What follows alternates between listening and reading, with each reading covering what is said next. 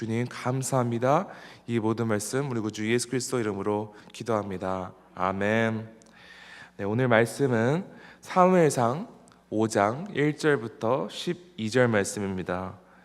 사무엘상 5장 1절부터 12절 말씀입니다. 네, 저희 한 절씩 번갈아가면서 교독하겠습니다. 사무엘상 5장입니다. 1절부터 12절 전체 읽겠습니다. 블레셋 사람들이 하나님의 궤를 빼앗아 가지고 에베네셀로부터 아스돗에 이르니라. 블레셋 사람들이 하나님의 궤를 가지고 다곤의 신전에 들어가서 다곤 곁에 두었더니 아스돗 사람들이 이튿날 일찍이 일어나 본즉 다곤이 여호와의 궤 앞에서 엎드려져 그 얼굴이 땅에 닿았는지라. 그들이 다곤을 일으켜 다시 그 자리에 세웠더니 그 이튿날 아침에 그들이 일찍 일어나 본즉 다곤이 여호와의 궤 앞에서 또다시 엎드러져 얼굴이 땅에 닿았고 그 머리와 두 손목은 끊어져 문지방에 있고 다곤의 몸뚱이만 남았더라. 그러므로 다곤의 제사장들이나 다곤의 신전에 들어오는 자는 오늘까지 아스돗에 있는 다곤의 문지방을 밟지 아니하더라. 여호와의 손이 아스돗 사람에게 엄중히 더하사 독한 종기의 재앙으로 아스돗과 그 지역을 쳐서 망하게 하니 아스돗 사람들이 이를 보고 이르되 이스라엘 신의 궤를 우리와 함께 있지 못하게 할지라. 그의 손이 우리와 우리 신 다곤을 친다 하고 이에 사람을 보내어 블레셋 사람들의 모든 방백을 모으고 이르되 우리가 이스라엘 신의 궤를 어찌하랴 하니 그들이 대답하되 이스라엘 신의 궤를 가드로 옮겨가라 하므로 이스라엘 신의 궤를 옮겨갔더니 그것을 옮겨간 후에 여호와의 손이 심히 큰 환난을 그 성읍에 더하사 성읍 사람들의 작은 자와 큰 자를 다 쳐서 독한 종기가 나게 하신지라. 이에 그들이 하나님의 궤를 에그론으로 보내니라. 하나님의 궤가 에그론에 이른즉 에그론 사람이 부르짖어 이르되 그들이 이스라엘 신의 궤를 우리에게로 가져다가 우리와 우리 백성을 죽이려 한다 하고 이에 사람을 보내어 블레셋 모든 방백을 모으고 이르되 이스라엘 신의 궤를 보내어 그 있던 곳으로 돌아가게 하고 우리와 우리 백성이 죽임당함을 면하게 하자 하니 이는 온 성읍이 사망의 환난을 당함이라. 거기서 하나님의 손이 엄중하심으로 죽지 아니한 사람들은 독한 종기로 치심을 당해 성읍의 부르짖음이 하늘에 사무쳤더라. 아멘. 하나님의 말씀입니다. 네, 사무엘상 4장에서 이스라엘은 아주 큰 비극을 경험하게 됩니다. 이스라엘에게 블레셋에게 전쟁에서 패배할 뿐만 아니라 당시 이스라엘을 영적으로 이끌던 제사장 엘리의 두 아들이 전쟁에서 죽었고 또 이 소식을 들었던 엘리마저 죽게 되었습니다. 그리고 이런 절망적인 소식을 비느하스 그 엘리의 아들의 아내 엘리의 며느리가 죽어가면서 이 소식을 듣게 되고 아들을 출산하게 되죠. 그리고 죽는 순간에 자신의 아들의 이름을 이가봇이라고 지었죠. 이가봇의 의미는 하나님의 영광이 떠나다입니다. 즉 그만큼 절망스러웠습니다. 이스라엘 성막 중에 제일 거룩한 지성소 안에 위치한 하나님의 궤, 즉 언약궤가 이스라엘을 떠났다는 것은 하나님의 임재가 떠났다는 것과 마찬가지였습니다. 그러므로 이스라엘에게 있어서 언약궤가 이방인 손에 가는 것보다 수치스럽고 절망스러운 일은 없었습니다. 그리고 오늘 본문에서 아스돗 사람들, 즉 블레셋 사람들이죠. 블레셋 사람들은 전쟁에서 승리하여 빼앗아 온 하나님의 궤, 그들에게는 그것이 전리품이었죠. 이 하나님의 궤를 그들이 섬기는 다곤 신 곁에 두었다고 합니다. 그들이 이스라엘의 여호와 하나님의 임재를 상징하는 언약궤를 다곤 신 곁에 둔다는 것은 무엇을 의미하였죠? 이때까지만 해도 전쟁의 승리에 흠뻑 빠져서 도취하여 있는 백성들은 자신의 신, 다곤 신이 이스라엘의 신보다 훨씬 강력하고 훨씬 능력이 있어서 그 전쟁에서 승리하였다 믿었던 것이죠. 그래서 전리품으로 가져온 하나님의 궤를 다곤신에게 바친다는 의미로, 또한 다곤신의 지배 아래 둔다는 의미로 다곤이 있는 신전 안에 곁에 하나님의 궤를 두었던 것입니다. 블레셋은 이스라엘 백성들을 만만하게 보았을 뿐만 아니라 이스라엘을 주관하시고 인도하시는 여호와 하나님을 전혀 두려워하지 않았습니다. 그들은 살아계시며 항상 역사하시는 여호와 하나님에 대해서 관심도 없었습니다. 그런데 하나님을 향한 블레셋 사람들의 마음과 태도는 살아계신 하나님을 두려워하지도 않고 그조차도 인정하지 아니하려 하는 오늘 세대의 세상성 사람들 가운데 잘 나타나고 있습니다. 세상 사람들은 오직 눈에 보이는 것, 성공과 부, 권력, 이런 것에만 집중하고 이것을 경외하며 예배하는 데 힘을 쓰고 있습니다. 반면 눈에 보이지 않는 영적 세계에는 전혀 관심이 없으며 하나님을 섬기는 백성들을 한심스럽게 생각하고 교회를 조롱하고 무시하기에 바쁩니다. 그런데 우리는 교회를 향한, 그리고 하나님을 향한 세상 사람들의 이런 차갑고 비판적인 시선에 신경을 쓸 필요가 없습니다. 아무리 세상 사람들이 하나님과 교회를 조롱하여도 그 존재 자체를 믿지 않는다 할지라도 하나님께서는 여전히 살아계셔서 이 만물을 주관하시고 역사하시고 자신의 백성들과 늘 함께 계신 줄을 믿으시기 바랍니다. 또한 하나님을 조롱하며 능멸하는 자들이 멀쩡하게 이 세상에서 살고 있는 것 같이 보여도 하나님께서는 모두 다 주시하고 계시며 마지막 심판의 날 반드시 주의 의로운 기준으로 심판을 받게 될 것입니다. 이스라엘 하나님을 무시하고 하나님의 궤를 다곤신에 두었던 블레셋 백성들의 운명은 어떻게 되었습니까? 3절과 4절을 제가 한번 읽어보겠습니다. 아스돗 사람들이 이튿날 일찍이 일어나 본즉 다곤이 여호와의 궤 앞에서 엎드려져 그 얼굴이 땅에 닿았는지라. 그들이 다곤을 일으켜 다시 그 자리에 세웠더니 그 이튿날 아침에 그들이 일찍 일어나 본즉 다곤이 여호와의 궤 앞에서 또다시 엎드려져 얼굴이 땅에 닿았고 그 머리와 두 손목은 끊어져 문지방에 있고 다곤의 몸뚱이만 남았더라. 블레셋 사람들이 자신이 섬기는 다곤 신상에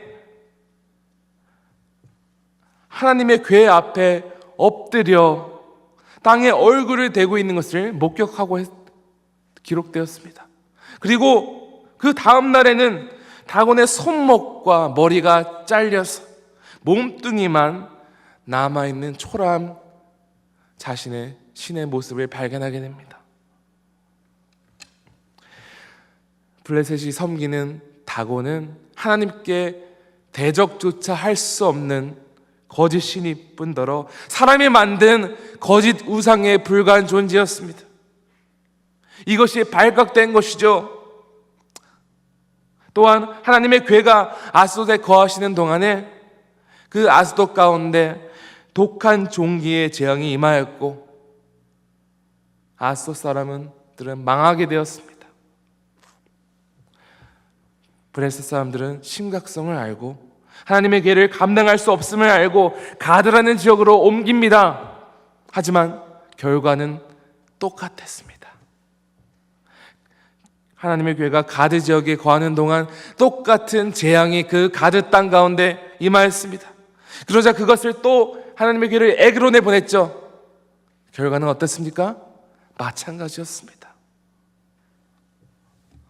그러자 에그론 사람들은 하나님의 궤가 자신들을 멸망시킬 것이다 두려워하며 이렇게 호소하고 있습니다. 10절입니다. 이에 그들이 하나님의 궤를 에그론으로 보내니라. 하나님의 궤가 에그론에 이른즉 에그론 사람이 부르짖어 이르되 그들이 이스라엘 신의 궤를 우리에게로 가져다가 우리와 우리 백성을 죽이려 한다 하고. 에그론에 있는 블레셋 민족들은 소문을 들었어. 이 하나님의 궤가 블레셋 사람들을 멸망시키고 블레셋 사람들을 망하게 하는 존재다 소문을 들었던 것이죠. 여러분, 그런데 딱 거기까지였습니다. 그들은 하나님의 궤, 하나님의 존재가 가운데 두려워하며 하나님의 존재를 멀리하려고 했으나 하나님 앞에 자신들의 죄를 인정하고 겸손히 나오지는 못했습니다. 하나님의 궤가 그들의 땅에 거함으로 말미암아 재앙이 그들에게 임하는 것은 두려웠으나 하나님의 궤가 그 땅에 임함으로 말미암아 그들이 누릴 수 있는 축복에 대해서는 전혀 관심이 없었습니다.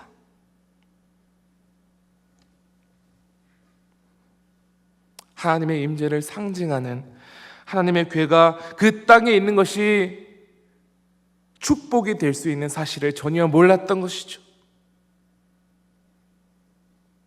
끝까지 그들은 강팍한 마음으로 자신들의 헛된 신을 쫓아가는 미련한 백성들이었던 것입니다. 얼마나 미련합니까? 그들은 자신들과 자신의 신을 파괴하는 이스라엘의 신을 다른 곳으로 계속 옮기고 그들이 누릴 수 있는 복을 걷어찬 것이나 마찬가지입니다. 그런데 하나님의 궤가 블레셋 땅에 있었음에도 불구하고 그들이 하나님께 회개하며 겸손히 나오지 못한 결정적인 이유가 있습니다. 그 이유는 그 누구도 하나님을 먼저 찾을 수 없으며 하나님께 겸손히 나올 자가 하나도 없기 때문입니다. 블레셋 사람들은 하나님께서 은혜로 선택하신 이스라엘 백성들을 침략하고 그들을 괴롭게 하는 원수 나라였습니다. 하나님을 대적하는 나라, 하나님과 원수가 된 존재였습니다. 아무리 그들이 하나님의 궤를 품고 있더라도 하나님께서 그들을 긍휼히 여기시지 않는다면 절대로 그들이 하나님을 섬길 수도 없으며 하나님으로 말미암아 누릴 수 있는 복도 누릴 수 없는 것이죠. 사랑하는 성도 여러분, 그런데 우리 모두 다 이 블레셋 민족같이 소망이 없는 자였습니다. 하나님께 절대로 나아갈 수 없는 죄인이었습니다. 하나님께서 먼저 우리를 은혜로 찾아주시지 않았다면 블레셋 민족같이 소망이 없는 존재였습니다. 그런데 하나님께서는 우리를 위해 독생자 예수님을 보내셨어요. 우리 앞에 있는 모든 장애물을 허물으시고 하나님과 화목된 하게 만드셨습니다. 예수께서는 우리와 하나님 가운데 통로가 되셨습니다. 여러분, 이것이 우리가 믿는 은혜의 복음입니다. 분명한 사실은 하나님께 순복하지 않고 자신의 죄를 인정하지 않는 모든 인류는 하나님의 심판을 반드시 받게 될 것입니다. 하나님께서 인류를 살리시기 위해서 이 땅에 보내신 예수님을 능멸하고 믿지 않는 사람들은 아무리 이 땅에서 잘 나가고 아무리 이 땅에서 부유하고 성공하는 것 같아도 마지막 심판날에 모두 사망의 심판을 경험하게 될 것입니다. 그러나 누구든지 아버지께서 우리에게 보내신 예수님을 믿는 자, 그리고 예수님만을 유일한 주인으로 따라가는 백성들은 하나님께서 영원토록 우리와 함께 하실 것입니다. 이스라엘 땅에 하나님의 궤가 있을 때에 그 땅이 번영을 누리고 모든 대적으로부터 보호함을 받고 인도함을 받았던 것처럼 누구든지 예수님을 믿고 구주로 영접하고 우리 삶의 주인으로 모시는 하나님의 백성들에게는 영원토록 주께서 우리를 책임지실 것입니다. 그것이 우리가 복음으로 말미암아 누릴 수 있는 최고의 특권임을 기억하시고 믿으시기 바랍니다. 우리를 은혜로 구원하셨으며 우리를 영원토록 그분의 백성으로 삼으시고 우리를 매일 주의 선하신 뜻대로 인도하시는 예수님을 평생토록 의지하며 따라가는 지구촌 가족 되시기를 간절히 축원합니다. 시간 함께 기도하시겠습니다. 하나님 아버지 감사합니다. 주님, 우리 모두를 긍휼히 여기셔서 주께 나아갈 수 없는 죄인들을 사망의 골짜기에서 건져내시고 주의 백성으로 삼으신 것을 감사합니다. 블레셋 땅에 하나님의 궤가 있었음에도 불구하고 하나님을 찾지 못하고 오히려 하나님을 멀리해야 할 두려움의 대상으로 삼았던 블레셋 백성들 같이 우리를 가만히 두지 않으시고 오직 은혜로 우리를 구원하시고 예수님께 속하게 하신 주의 은혜에 감사합니다. 아버지, 이 복음의 은혜를 우리가 한순간도 잊지 아니하고 주께서 우리와 함께 하셔서 우리에게 평안 되시고 우리에게 기쁨 되시고 영원토록 우리의 믿음의 경주 가운데 함께 하실 것을 믿고 의지하게 하여 주시옵소서. 그리하여 우리 삶 가운데 있는 모든 우상들을 버리고 오직 예수님 한 분만을 선택하며 예수님 한 분만을 의지하며 예수님 한 분만을 주인으로 삼고 살아가는 주의 충성된 제자 되게 하여 주시옵소서. 주님, 모든 것을 주께 맡기고 감사하며 이보는 말씀 우리 구주 예수 그리스도 이름으로 기도합니다. 아멘. 하늘에 계신 우리 아버지여, 이름이 거룩히 여김을 받으시오며 나라가 임하시오며 뜻이 하늘에서 이루어진 것 같이 땅에서도 이루어지이다. 오늘 우리에게 일용할 양식을 주시옵고 우리가 우리에게 죄 지은 자를 사하여 준 것 같이 우리의 죄를 사하여 주시옵고 우리를 시험에 들게 하지 마시옵고 다만 악에서 구하시옵소서. 나라와 권세와 영광이 아버지께 영원히 있사옵나이다. 아멘. 계속 기도하시겠습니다.